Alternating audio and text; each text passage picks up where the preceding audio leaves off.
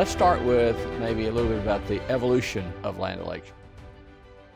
You're coming up on about 100 years since Land O'Lakes was founded. Well, you're right, it did start about 100 years ago, and it started here in St. Paul.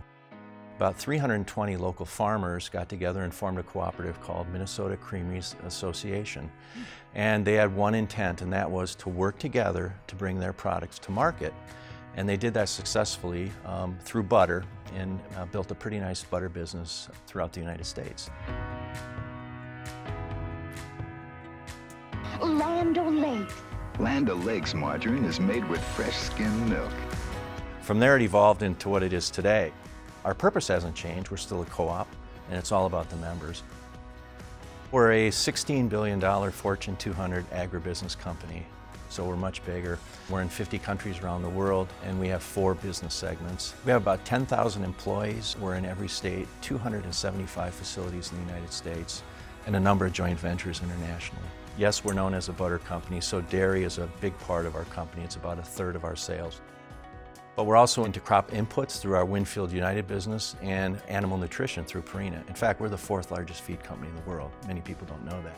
Our last business is Sustain, and that's a division 100% dedicated to sustainable agriculture, which we're very excited about.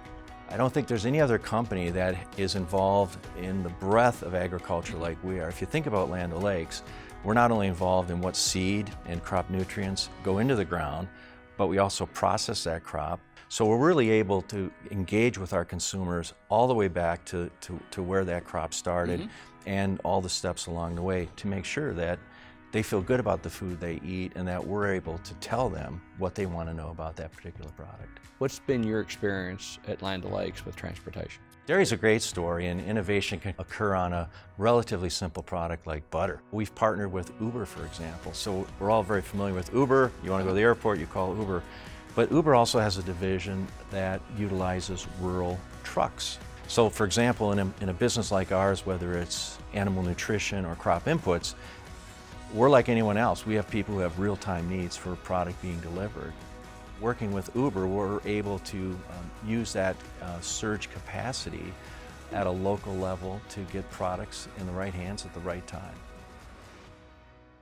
I tell people that if you haven't been on a farm in the last 5 years, Do so, because a lot's changed. You know, lots changed. You don't know what's happening on today's farms if you haven't been on a farm recently. I mean, on the one hand, there's unprecedented technology and capability, but there's still a lot of foundational issues. Broadband access, healthcare, the impact farming has on local communities. It all has to hold together, and that's a big part of our advocacy. As a leading dairy company, how do you stay on top of this ever-changing consumer preferences? It all begins with having a relationship with our consumers. We do a lot of testing to understand what these consumers want and how we can modify our products. You know, dairy's unique. I'm not sure there's another product category that has relevance across all day parts and against all age groups. But a lot of that, I think, comes back with how you present the product, right? Is it refrigerated? Is it fresh? Is it portable? Is it snack? Is it ingredient? Is it a standalone product? Dairy provides you the opportunity to be in all those areas.